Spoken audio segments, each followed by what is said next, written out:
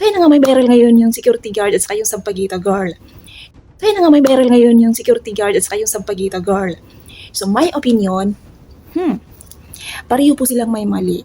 Kasi una-una, yung security guard, nagtatrabaho doon. Tapos, pinuntahan mo at nagtinda ka doon. Diba? So, hindi naman siya magkakamali kung hindi ka nagpunta doon na magtinda. So, yun nga, nagtinda ka doon, tapos, so nagtinda ka doon, tapos, yung nagtinda ka doon, isinaway siya, so hindi siya nakinig, so mali na niya yun. So may mali siya doon kasi hindi nga siya nakinig kasi nga bawal, di ba? At sinabi niyang bawal dito magtinda at hindi siya nakinig, so may mali na siya doon. So yun nga, hindi na control ni guard yung kanyang temper. Sumabog ang kanyang temper at yun ay nasira niya ang kanyang sampagita na paninda. Doon na nagkamali si guard. So pareho po sila talagang may mali. Kasi kung hindi ka nagpunta doon, hindi magkakamali si guard, di ba? So kaya nung sinaway ka, hindi ka nakinig, doon na si guard nagkamali. So pareho kayo may mali. Di ba? Kasi alam nyo guys, hindi din basta-basta makakuha ng posisyon ng security guard. Kailangan mo, marami ka pang pagdadaanan para makamit mo ang posisyon na yan.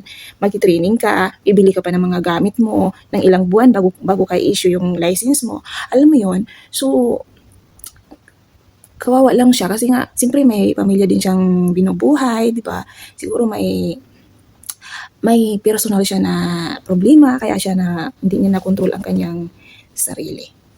Ayun nga, nasira niya yung sampagita niya, ayan, nasira. And then, sinipa mo pa. So, doon po kayo nagkamali, guard. Kasi nga, sana tinimper mo na lang. Oo nga, trabaho mo lang, ginampanan mo yung trabaho mo, na bawal doon at sinaway mo. So, trabaho mo nga yun. Pero, hindi mo trabaho manira. Hindi mo na trabaho yung paninira ng paninda. So, doon po kayo nagkakamali. At kung may mali man yung si ate, mas malala po yung mali nyo po kasi nga, sabi nga nila, ire-respeto yung mga babae. Hindi mo talaga napigilan ang iyong temper. Sumabog dahil hindi po siya nakinig. Pero sana hindi mo na lang sinira yung paninda niya kasi hindi mo naman trabaho yon.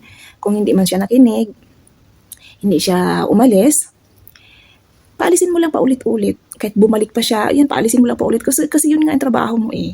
Yun nga ang trabaho mo eh. Kung hindi man siya makinig, paalisin mo ulit. Kasi dun ka lang, oo. Dun ka lang kasi yun nga ang trabaho. Para kami mga OFW, hindi pwede namin saktan yung mga alaga namin.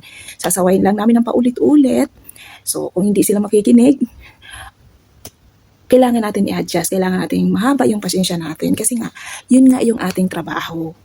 Ayan. So, hindi natin trabaho yung manira ng paninda. Hindi natin trabaho manakit. So, ayun nga. Kahit, syempre,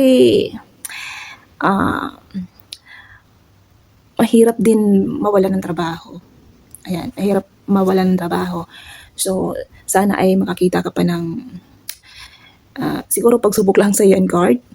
Magiging lesson sa yan sa sunod. Huwag mo nang gawin na manira at manakit. Kasi yung sinipa mo na siya, hindi na talaga siya, hindi na siya tama. Although may mali din yung si ate girl, pero mas malala din yung ginawa mo kay ate girl. Kay Sampagita girl. At sa Sampagita girl, sa susunod, mag-ingat ka kasi babae ka. Mamaya, kung buti na lang hindi malala yung paano kung malala yung ginawa sa'yo, di ba? Isa lang ang buhay natin, girl. Mag-iingat ka sa susunod. Huwag kang makinig ka, huwag kang papasubo kasi wala tayong magagawa sa babae tayo, lalaki sila kung paano kung pinatulan ka ng isang lalaki kasi isa lang ang buhay natin. Mag-iingat ka lagi. Pagpadalos-dalos ng nararamdaman. Ayan. Ayan yun lang sa akin kasi nga guys, may kapatid akong security guard.